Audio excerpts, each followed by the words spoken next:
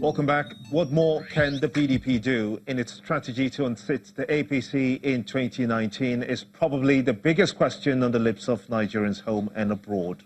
Well, let's find out from our guest in Abuja. Wilson Diruwari is a solicitor of the Supreme Court of England. He joins me from Abuja. Thank you so much indeed for coming on the show. You're from the diaspora and did meet with the PDP presidential candidate while he was in London before the primaries were held. How important is his emergence for Nigerians living in London? Good evening, Gimba, and good evening, Nigerians. The emergence of His Excellency Alhaji Atiku Abubakar is not a new thing. It's not surprising to me and to other members of the diaspora.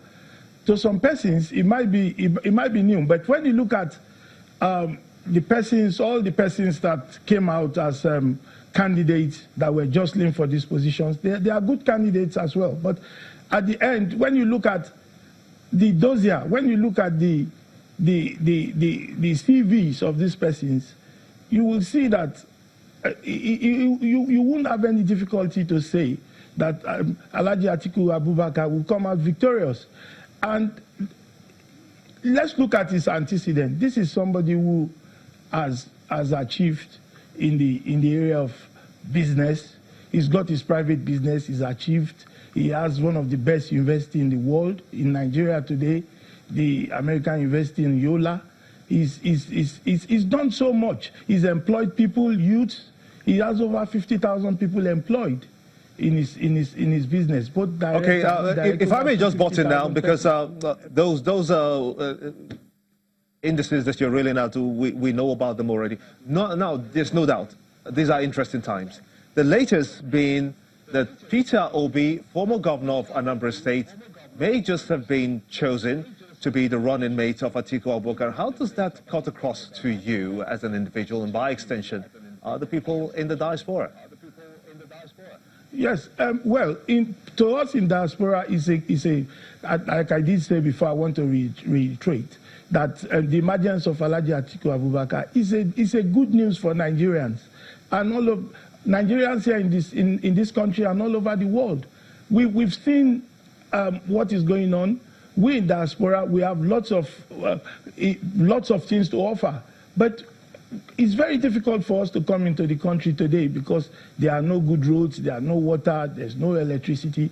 And Mr. Peter Obi, I can remember the first time I met him one-on-one was in Chatham House in London when he came with President His Excellency, former President of Nigeria, Alhaji Atiku Abubakar. I saw him there, and a very calm person. He's a very calm man. He was there. I saw him side by side. I think Peter Obi, when he was governor of Anambra State, he did a lot. He is the person who has put Anambra State to where he is today, economic-wise, infrastructural-wise, and also he's done a lot. And I think that is what the present governor of Anambra State is building on. So this, if he's taken as the vice president to contest on the same platform with Alhaji Atiku Abubakar, that would not be a surprise to me because this is somebody who also has a lot to offer. He has offered, he has his records to show in Anambra State where he's from. So I think Peter Obi is not a wrong choice for His Excellency Alhaji Atiku Abubakar. Now, one cardinal thing, restructuring, is very cardinal and central to Atiku's campaign. And as a matter of fact, he said that he will restructure Nigeria in his first 6 months in office if he gets to become president. The question is how, considering that he may have to amend a whole lot in the Constitution to achieve that. So how will he do that? Yes, Gimba, thank you so much. You see, when you talk of restructuring, it's not far-fetched. These are things that are also in our Constitution. When you talk of restructuring is not something that is very difficult to achieve. It's just giving wealth to those persons who has this wealth, develop their places. This is something Alhaji Atiku has been saying all over the years.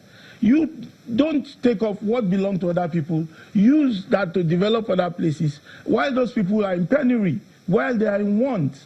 So with the emergence of Alhaji Atiku Abubakar, this issue of restructuring is what we need in Nigeria. Gimba, I flew in from the United Kingdom yesterday to this country. I am, as a solicitor of England and Wales and a barrister and solicitor of Supreme Court of Nigeria, I find it very difficult when I see persons.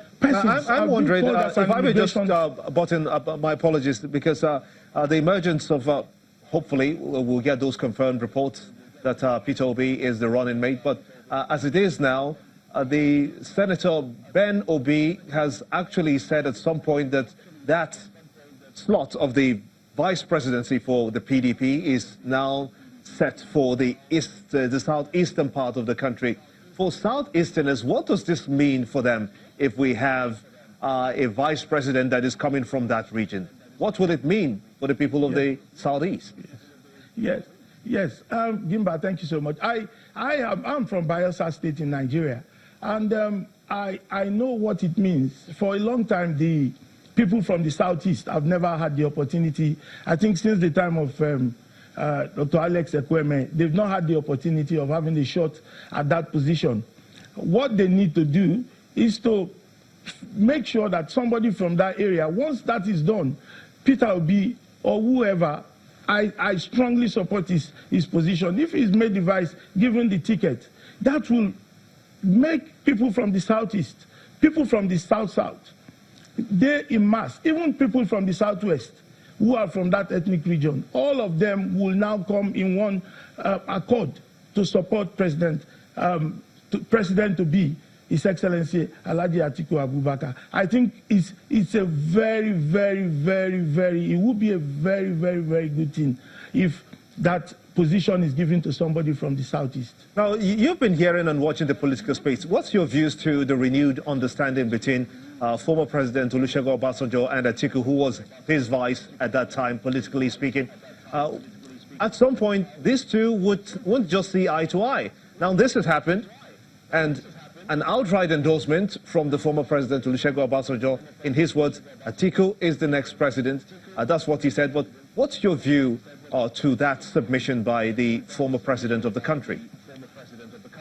Yes, President Olusegun Obasanjo is somebody we respect a lot, and his words cannot be taken for granted. This is somebody who has been in this position twice at different times. He's seen it all. He's speaking from the fatherly point and from a more experienced side. If he has worked it with Alhaji Atiku Abubakar before, he knows his works, he knows when they had they assembled the best economic team. Alhaji Atiku Abubakar headed the economic team. And look at what President Olusegun Obasanjo at that time achieved a lot for this country. Okay.